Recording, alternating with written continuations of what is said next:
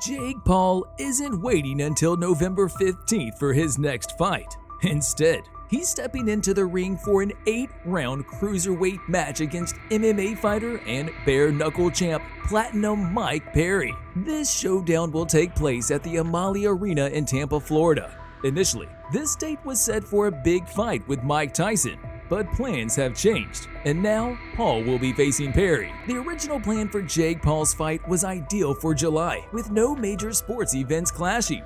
But things took a turn when Mike Tyson had a serious ulcer flare-up on a flight from Miami to LA on May 26. Tyson had to get immediate medical attention, and doctors told him to ease up on training. This health scare led to the fight being postponed.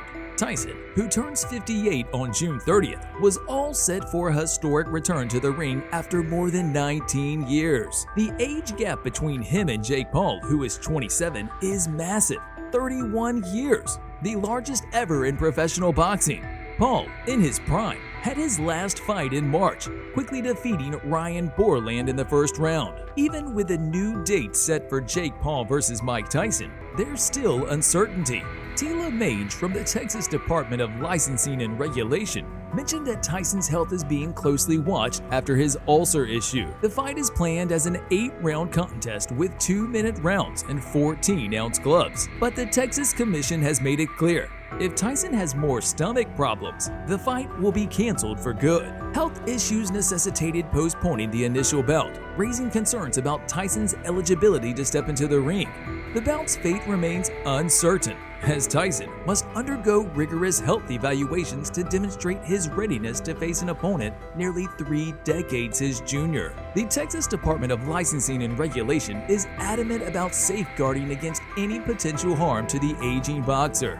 Tyson must prevent favorable outcomes from both EEG and EKG assessments to gain entry into the boxing ring, as stated by TDLR's head of communications, Tange. Tange told World Boxing News that the fight remains an 8-round contest over 2-minute rounds with 14-ounce gloves. The department will stay informed about the health of the combatants and will obtain more information if needed to protect their health and safety. The TDLR emphasized that although holding a fighting license is advantageous, it doesn't automatically ensure participation in the match. Tyson may face a ban if pre-fight assessments deem him unsafe, and this rule applies equally to Paul. Tyson's most recent match was in 2020 amidst the COVID-19 pandemic when he faced off against Roy Jones Jr. in an exhibition match. However, the upcoming bout marked a significant shift, as it will be Tyson's inaugural return to the professional ring since his memorable retirement on the stool during a match with Kevin McBride in 2005. After a crushing defeat at the hands of Danny Williams, Tyson found himself a mere echo of his former self as his career drew to a close. Yet nearly 2 decades later, he stands poised, feeling rejuvenated and confident that he can put on a stellar show against Paul.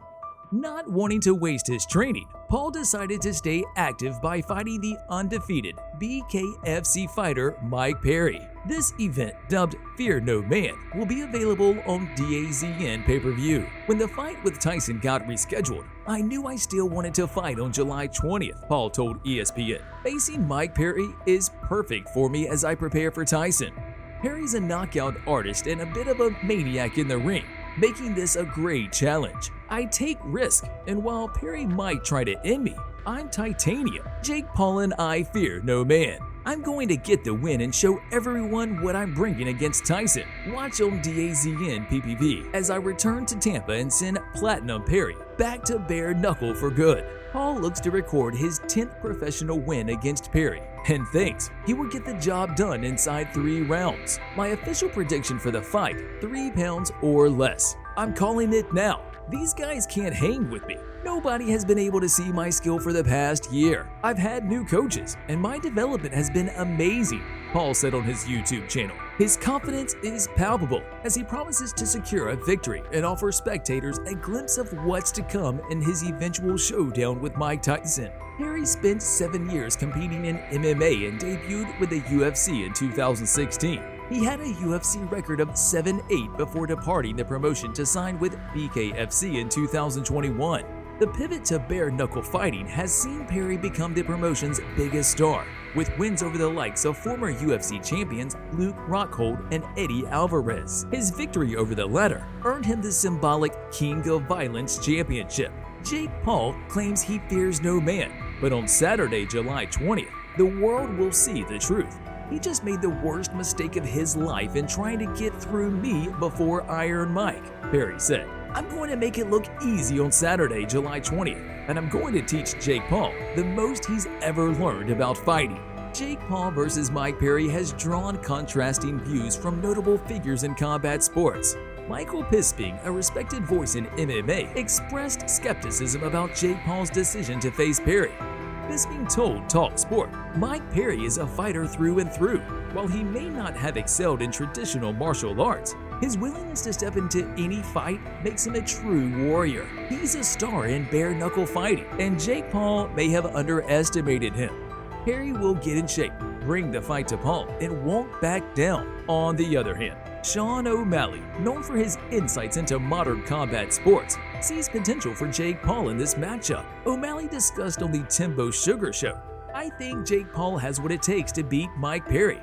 It's a competitive fight and perhaps the toughest outside of his bout with Tommy Fury. Perry's background in bare knuckle adds a wild card, but Jake has been focused on boxing, and that could give him an edge in the ring. Do you think Jake Paul made a mistake by taking on Mike Perry? Or do you believe Paul has what it takes to come out on top?